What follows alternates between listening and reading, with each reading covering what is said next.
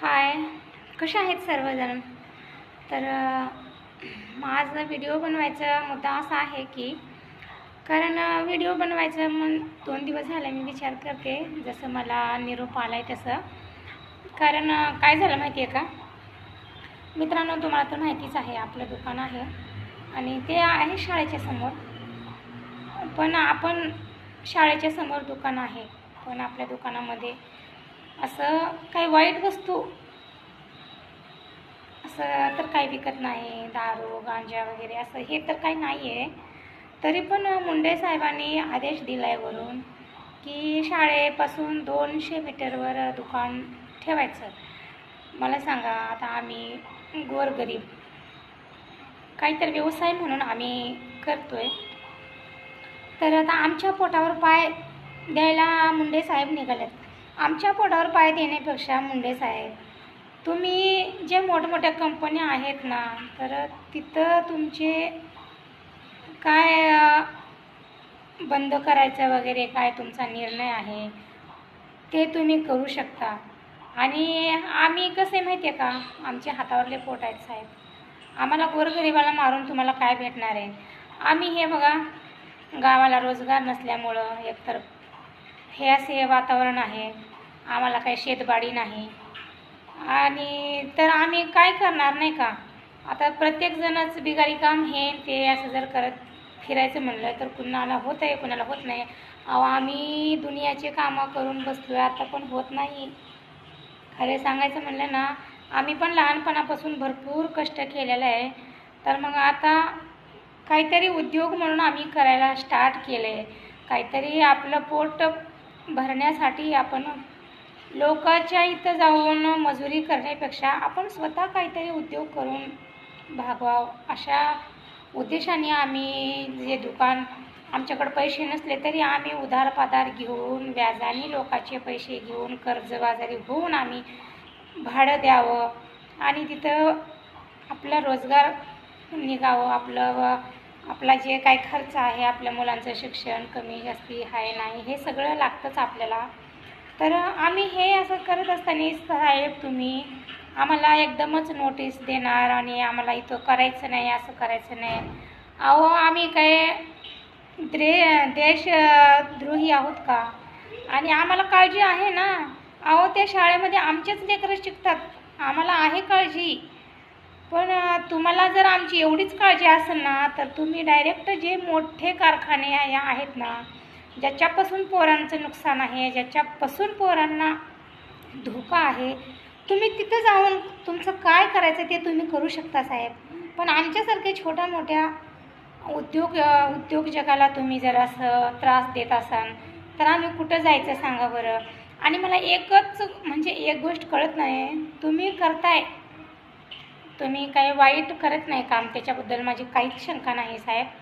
पण काय होतं बऱ्याचदा माहिती का, मला तुम्हाला एकच सांगायचं आहे की सांगायचं आहे म्हणण्यापेक्षा एकच विचारायचं आहे, लहान खेड्यापाड्यातल्या शाळेपासून तर मोठ्या विद्यार्थ्यापर्यंत, कॉलेज जे काय डिग्र्या वगैरे घेतणारे पोरं आहेत त्यांच्यापर्यंत तुम्ही एवढं सरकारकडून एवढा त्रास होतोय, लहान पोरांपासून ते मोठ्या विद्यार्थ्यापर्यंत एवढा त्रास. अहो, पर दिल्लीपर्यंत जंतर मंतरपर्यंत तुम्ही त्रास देत आहे. ह्याला काय अर्थ आहे का सांगा बरं. अहो, आमच्या दुकानामध्ये भेटतंच काय? आता एखाद्या टायमाला मग आता कसं असते माहिती आहे का, खेड्यागावातून लेकरं आलेले असतात, कोंड बांधते, कोंड बांधत नाही, कोण भात शाळेतला खाते, कोण खात नाही. मग अशा लेकरांनी उपाशी राहायचं का तुम्ही सांगा बरं. आणि जर शाळेपाशी दुकान नसलंच तर खाणारे लेकरं, आता त्यांना सवय आहे, त्यांचे आईवडील घरातून पैसे देतात आणि मग त्यांना खायचं आहे म्हणून ते लेकरं इंटरव्हल सुटला किंवा जेवायची शाळा सुटली, ह्या टायमामध्ये लांब लांब जाऊन लांबच्या दुकानातून लेकरांनी जर घेऊन येत, जर असं लांब लेकरं जर फिरली आणि त्या लेकरांचं काय बरं वाईट झालं, आणि आपल्या देशामध्ये तुम्हाला तर माहितीच आहे किती लेकरं पकडून न्यायचं वगैरे असं निघते. मग अशा प्रकारे जर आपल्या देशामध्ये जर घडलं तर हे तुम्हाला चूक किती महागात पडणार आहे.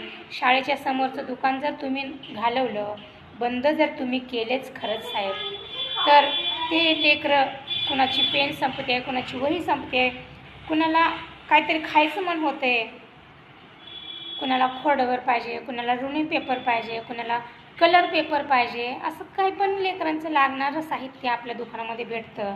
मग तुम्ही हे आमचं दुकान जर बंद केलं, मग हे लेकरांचं मिळणारं साहित्य कुठून ते लेकरं घेऊन येणार? लांब लांब जाऊन घेऊन येणार.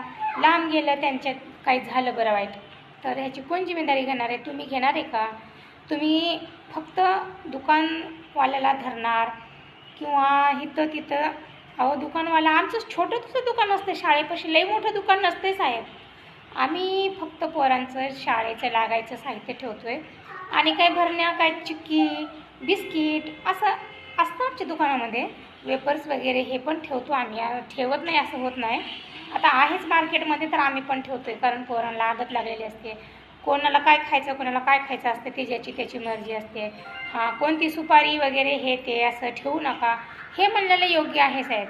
पण तुम्ही एकदमच दुकानच बंद करायचं आणि एवढ्या अंतरावर दुकानच ठेवायचं असं जर तुम्ही म्हणले तर ह्याच्यामध्ये ना लेकरांचं पण नुकसान आहे आणि जे करून खात्यात आमच्यासारखे काहीतरी उद्योग करायला जे करतात त्यांचं पण नुकसान होणार आहे साहेब.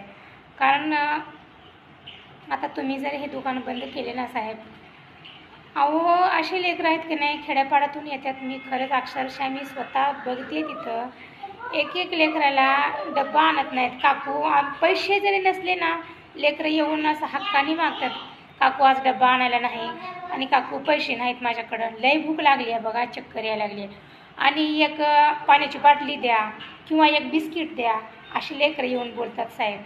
तर आम्ही ते लेकरांना वापस करत नाही बरं का, कारण लेकरं ते लेकरंच आहेत.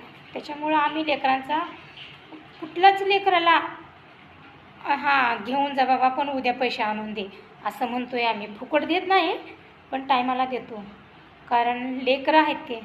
आणि कसं असतं आपण आता आमचं दुकान आहे, आता मी तिथं 1 वर्ष झाले मी दुकान करते साहेब. तर त्या दुकानमध्ये असे बरेच लेकरं परगावचे आहेत बरं का त्या शाळेमध्ये येणारे. मग शाळेमध्ये येणारे लेकरं त्यांनी खाल्लं ह्याने खाल्लं, खायचं तर सोडा. एखाद्या टायमाला पेपर चालू असतो, कोणाची पेन संपते आणि मास्तर लोक काढून देत नाहीत बरं का. खिशातला पेन अजिबात मास्तर लोक काढून देत नाहीत. पोरांना बाहेर येऊन दुकानातून पेन घेऊन जाऊन पेपर लिहावा लागतोय. एखाद्या टायमाला हाय आजचे दिवस चालते म्हणून लेकरू जाऊन पेपर लिहायला बसते. अचानक पेन जर संपला तर पैसे असले नसले तर हक्काने येऊन काकू पेन संपला द्या तुम्हाला, मी उद्या पैसे आणून देतो असं म्हणून पोरं पेन घेऊन जातात. मग हे तुम्ही जर असं बंद केले तर लेकरांचं नुकसान होणार नाही का? तुम्ही सांगा लेकरांनी कसं शिकायचं? अहो मोठ्यापासून ते छोट्यापर्यंत तुम्ही एवढं लेकरांना त्रास देताय. शिकणाऱ्या पोरांसोबत तुम्ही एवढं कशासाठी करताय? एवढं तुम्हाला करायचं आहे ना तर तुम्ही ते मोठे मोठे जिथं जिथं बनतंय ना तिथंच तुम्ही जाऊन तुम्हाला काय कारवाई करायची, काय बंद करायचं आहे हे करा साहेब. 2 दिवस झाले मला झोप येत नाही. काय येत नाही माहिती आहे का? आमचं पोटच त्याच्यावर आहे साहेब. आम्ही कष्ट करतोय आणि दुकान करणं पण काही सोपं नाही साहेब. तुम्ही बघू शकताय 2 दिवसात माझी तब्येत पण खराब झाली आहे, खरंच सांगते मी तुम्हाला. आणि मला खरंच खूप टेन्शन आलं आहे बरं का. अचानक असा निर्णय आला आहे वरून तर मला खरंच टेन्शन आलं आहे साहेब. तर तुम्हाला बंद करायचं असेल ना तर तुम्ही कुरकुऱ्यावर बंदी घाला आणि कुरकुरे आम्ही विकणार नाही, ही जबाबदारी आमची. पण दुकान बंद करणं हे असं काही करू नका, कारण ह्याच्यामध्ये पोरांचं पण नुकसान आहे. लांब लांब जाऊन आणायचं म्हणलं ना तर ते लई महागात पडणार आहे साहेब. तुम्ही स्वतः पण विचार करून बघा. शाळेपासून आणि प्रत्येक लेकरांच्या आई वडिलाचे काही जागीरदार नसते, तो हातावरले पोट असतात लोकांची, करून खाणारे, शेतात मजुरी करणारे, रोज दिवसाने काय म्हणतात ते रोजानी काम करणारे लोकांची लेकरं शाळेमध्ये शिकतात. मग त्यांच्याकडं पैसे असतात नसतात एखाद्या टायमाला. आणि ते खेडेगावातून येणारे लेकरं काय करतात, शाळेत आहे वही घ्यावं, पुस्तक घ्यावं, आपलं काय हिथं आहे ते आहे नाही असं सगळं नाही का येऊन घेत असतात लेकरं. तर मग ह्याच्यामध्ये शाळेपासून दुकान बंद करण्यासारखं असं काहीच नाही साहेब. आणि आमचे शाळेपासले दुकानं ना साहेब एकदम छोटे असतात, असे मोठे मार्केटचे दुकान नाही आहेत आमचे. ते तुमचा डोळा त्या दुकानावर आहे. आम्ही काय दारू विकत नाही, आम्ही काय गांजा विकत नाही. आमचं साधं दुकान खाण्यापिण्याचं आणि पोरांच्या शाळेच्या वस्तू आमच्या दुकानामध्ये असतात. तर प्लीज तुम्हाला रिक्वेस्ट आहे, शाळेपासल्या दुकानाला बंदी घालण्याचं तुम्ही कशावर बंदी घालायचं त्याच्यावर तुम्ही बंदी घालू शकता. हे विकू नका, ते विकू नका, ते मान्य आहे आम्हाला. पण दुकानच बंद करायचं असं तुम्ही म्हणताय ना, तर खरंच माझं एकदमच असं मी सांगू नाही शकत तुम्हाला, एवढा त्रास होतो आहे मला. तर प्लीज तुम्हाला रिक्वेस्ट आहे, तर असं काही करू नका. शाळेपासले दुकानं बंद करण्याचा निर्णय तुम्ही माझा व्हिडिओ जास्तीत जास्त शेअर करा आणि मुंडे साहेबापर्यंत माझा व्हिडिओ पोचला पाहिजे. कारण मी खरंच मनापासून व्हिडिओ बनवला आहे आणि मला एवढा त्रास होतो आहे ना, मी खरंच नाही सांगू शकत तुम्हाला. अहो, आम्ही एकदम कर्ज काढून पैसे भरून आम्ही दुकान करतो आहे. मग आमचं नुकसान करून आम्ही कुठं जाणार सांगा? काय करायचं आम्ही? तर आमच्या पोटावर पाय देऊ नका साहेब. तुम्हाला जे काही कारवाई करायचं ना ते मोठ्या फॅक्टरीवर करा आणि आम्हाला पण तुम्ही ताकीद देऊन ठेवा की तुम्ही हे वस्तू विकायलाच नाही पाहिजे. आम्ही अजिबात विकणार नाही.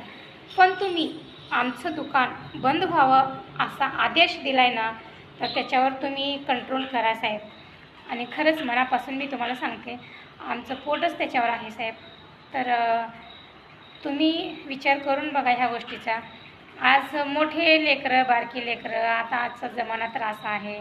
मग बाहेर लेकरं लांब काय आणायला गेले तर किती महाग पडू शकतं, कधी काय होईल काही सांगता येत नाही. आपल्याला माहिती आहे का, आता किती बाहेर अत्याचार होत आहेत, लहान लहान पोरींवर पण असं अन्याय अत्याचार होतात. मग असं व्हायला पाहिजे का, असं तुम्हाला वाटतं का साहेब? लांब जर गेलं ना तर असं काय पण घडूच शकतं साहेब. घडत नाही असं होत नाही. कारण कसं असं माहिती आहे का, आजकाल भीती म्हणजे असं राहिली नाही कुणाला. आपण आपल्या डोळ्यांनी बघतोय किती अन्याय अत्याचार होतात आपल्या देशामध्ये. आणि मग हे शाळेचे विद्यार्थी, त्यांना काय कमी पडलं त्यांनी काही सांगून जात नाहीत. सरच्या नजरात चुकून ते लेकरं बाहेर जातात. मग लांब जाण्यापेक्षा जवळ भेटलेली वस्तू हे काही वाईट आहे का? तुम्हीच सांगा. प्लीज माझा व्हिडिओ जास्तीत जास्त शेअर करा आणि मुंडे साहेबापर्यंत खरंच माझा व्हिडिओ पोचला पाहिजे. मी खरंच कळकळीने सांगते, माझ्या अंतरात्म्यातून व्हिडिओ बनवला आहे मी आज. खरंच सांगते मी. प्लीज रिक्वेस्ट आहे माझी आणि विनंती करून सर्वांनी माझा व्हिडिओ जास्तीत जास्त शेअर करून मुंडे साहेबापर्यंत माझा व्हिडिओ पोचवा. आणि एवढंच बोलते, 2 शब्द म्हणजे आजचा व्हिडिओ इथंच थांबवते मी. कारण मला टेन्शन आले बरं का, मला खूप टेन्शन आले. कारण माझं पोट त्याच्यावर आहे. अहो, पण आम्हाला पण आहेच काळजी साहेब. असं नाही की आम्हाला काळजी नाही. आम्हाला माहिती आहे काय विकायला पाहिजे, काय नाही विकायला पाहिजे. अहो, विमल, गुटखा, दारू हे असलं नको ना. नाही तर नाही, आम्ही नाही विकत येते. शाळेपाशी दुकान आहे ह्याचं भान आम्हाला पण आहे. पण चक्कच दुकान शाळेपाशी ठेवायचं नाही. हा जो तुमचा निर्णय आहे ना, हा निर्णय तुम्ही प्लीज विचार करून घ्या. कारण कसं होतं माहिती आहे का, ह्याचे परिणाम खूप वाईट होऊ शकतात.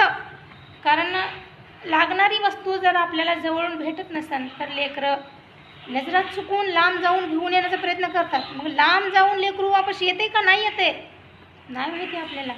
कारण जमाना तसा आहे. म्हणून सांगते मी, कुणाचं पण लेकरू आपल्या देशातच आहेत साहेब.